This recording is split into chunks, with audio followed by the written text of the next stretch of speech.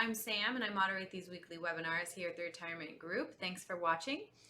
In just a minute, we'll be joined by Michael Corgiat, who is one of our senior advisors here at the Retirement Group, and he is going to be breaking down some Social Security strategies that we think you should know about.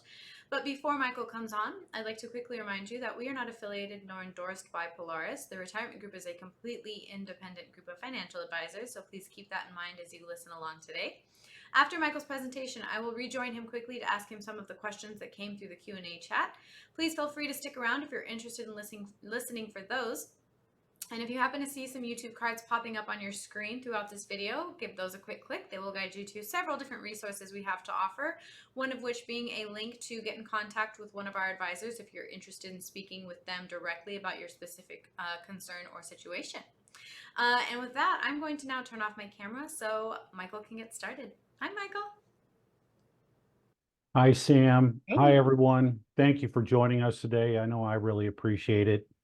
Today, we're going to talk about one of those subjects that's near and dear to all retirees' hearts, and that's their Social Security benefits and the options that they have to take it. Social Security is obviously one of the 3 or 4 legs in the retirement planning stool, I like to call it. You combine that with your retirement plans, pension, your 401k and savings assets, possibly the equity in your home, as well as rental income, you name it. So today we're going to talk about Social Security and what could make the most sense for you individually and you and your spouse moving forward, certain strategies, optimizing benefits, making sure you have a plan, and then why you might want to consider the retirement group. Well, let's go ahead and get started. Strategies for Social Security optimization.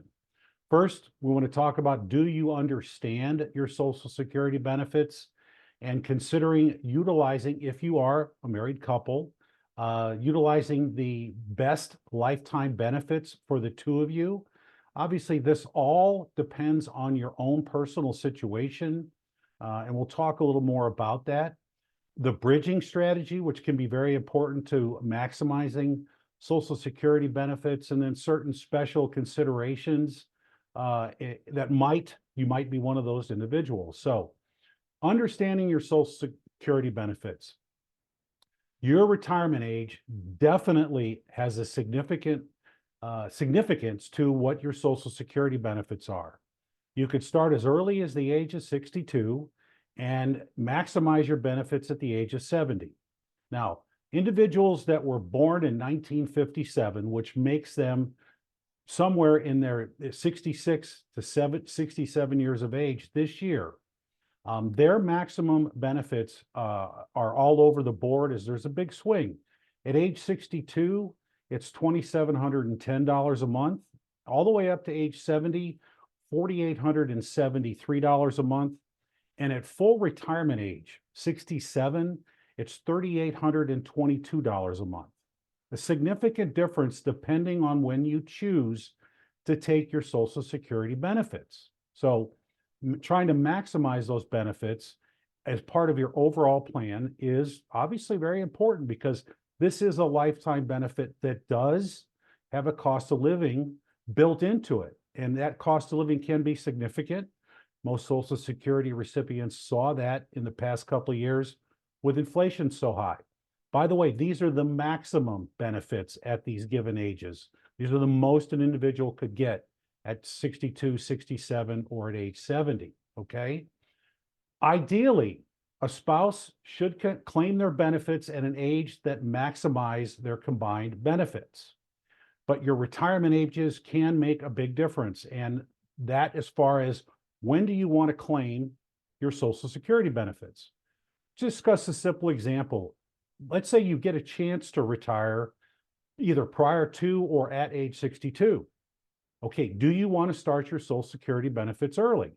You're going to take a hit, a big haircut, if you do choose to take them early. And also, if you choose to work and you chose to start your Social Security benefits, you have to worry about the income limits, which for this year are just a little bit more than $22,000 a year. With that said, you start your Social Security early and you do work a part-time job and your income exceeds that limit, you will begin to start to lose Social Security benefits. So what's the point? Why would you want to do that and start Social Security and lose those benefits with that part-time job? So it might benefit you, and I'll talk about that here momentarily in the bridging strategy, is just, hey, work the part-time job and delay your Social Security benefits to a later date where you'll get more money per month at that time.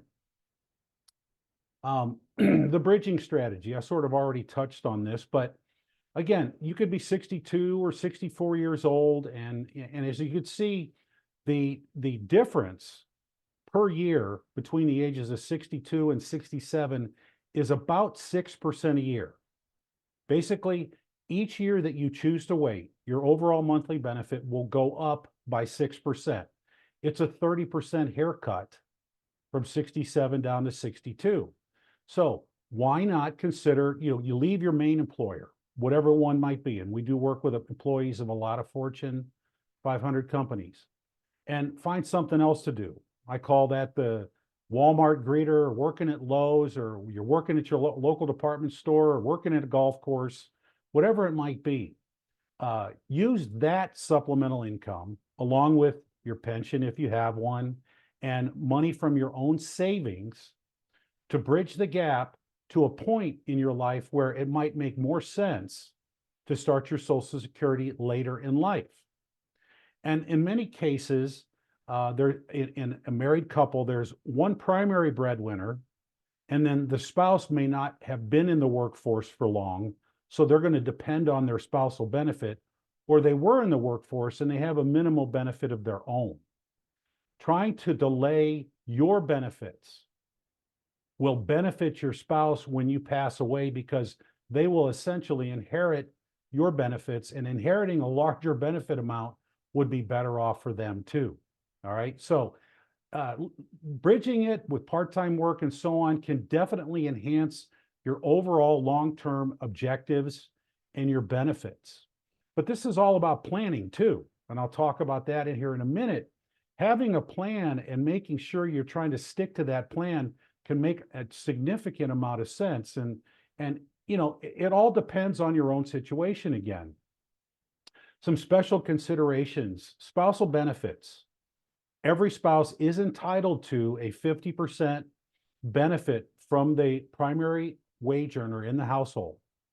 Simply stated, if one spouse is earning $3,000 a month in Social Security benefits, and the spouse wants to start their spousal benefit or switch to their spousal benefit away from their own primary benefit, which could have been smaller, that spouse can get up to $1,500 a month, or 50%.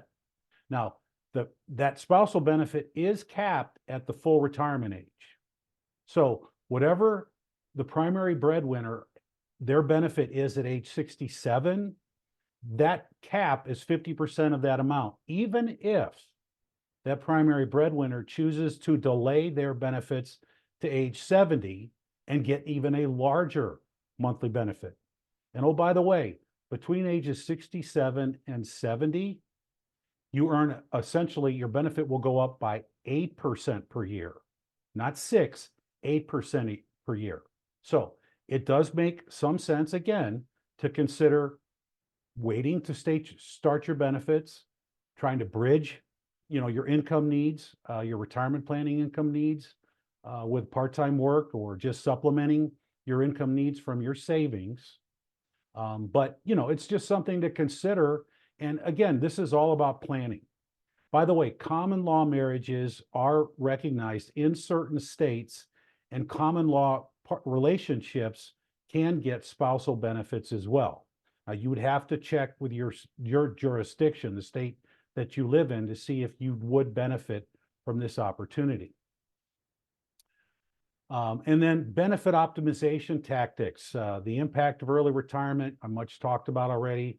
Strategies for optimizing your benefits and the hybrid approach.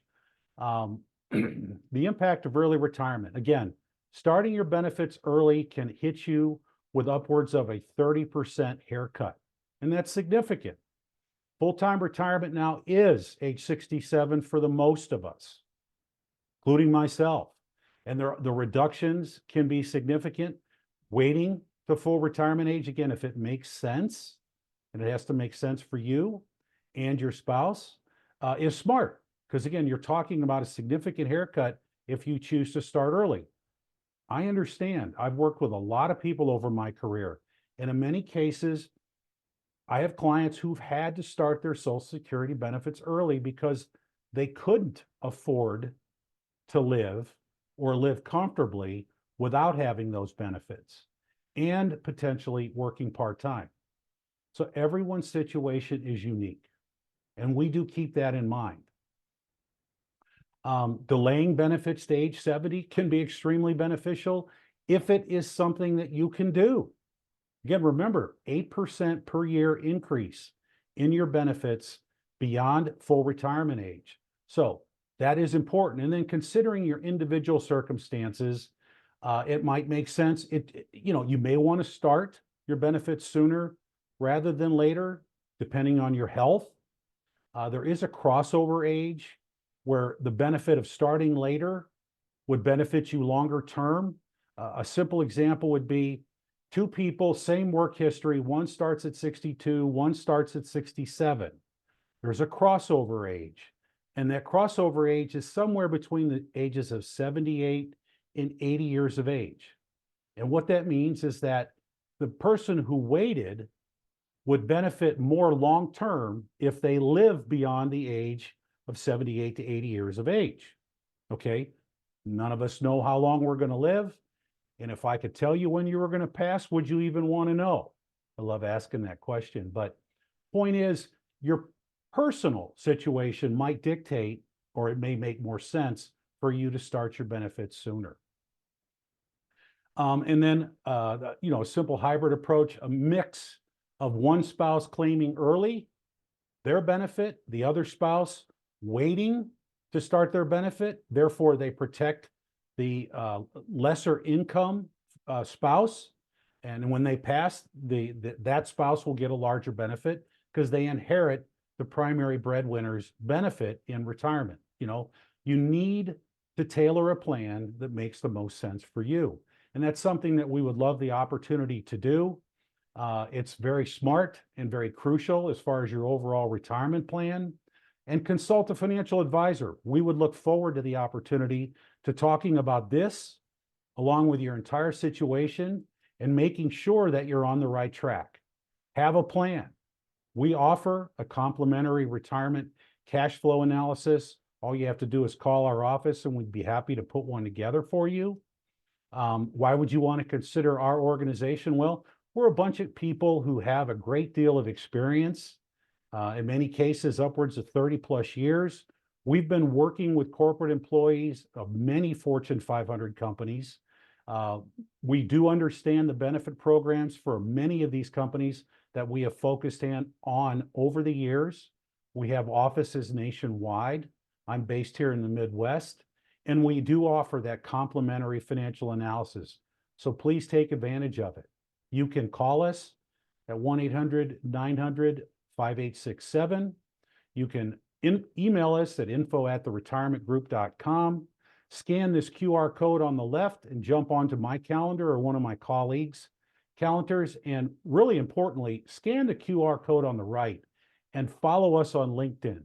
Amongst other things, we've got a tremendous amount of resources that we offer there and on our website, but we also keep our webinar schedules on our LinkedIn page. So definitely take advantage of that.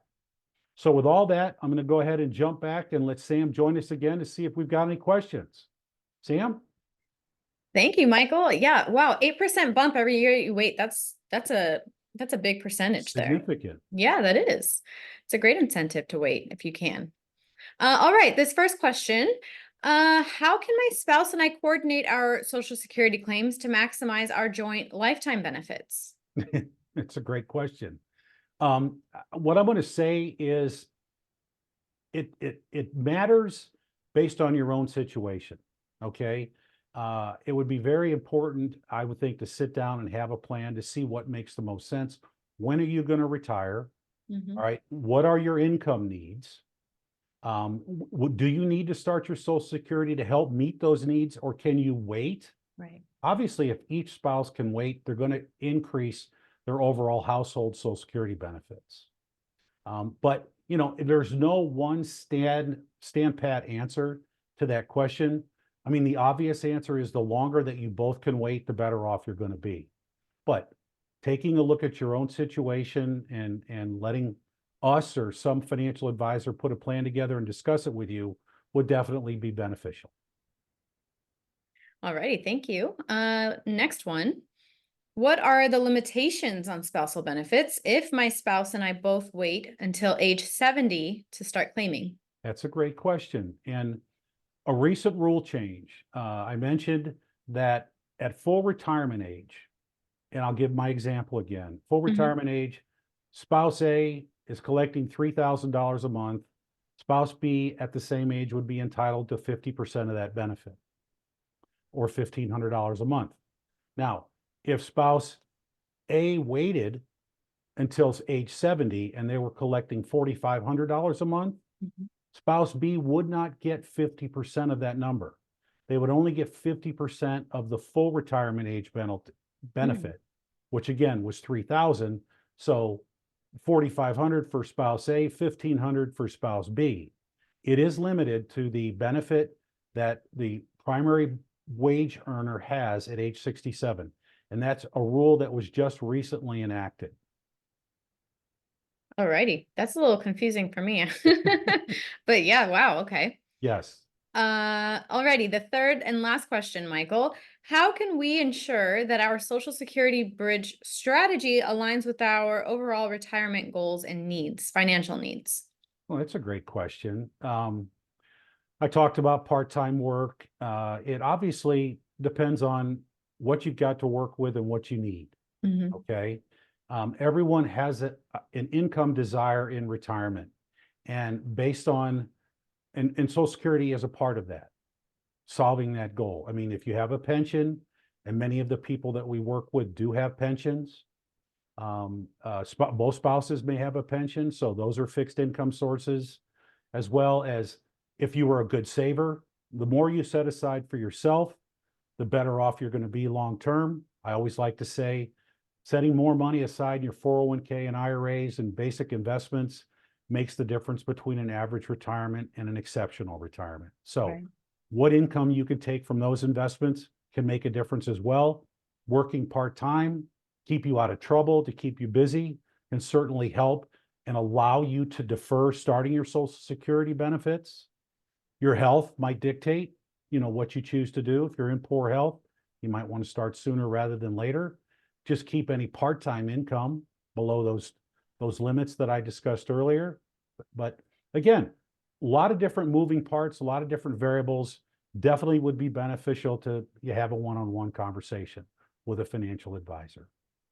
100% beneficial. Alrighty, Michael, that was it. Is there any last little notes you want to leave before we end? Thanks, Sam. I want to thank everyone for joining us today. We really appreciate the opportunity. Have yourselves a great day, and thank you. Thank you, everybody. We hope to see you on another webinar soon. Bye. Thank you, Michael.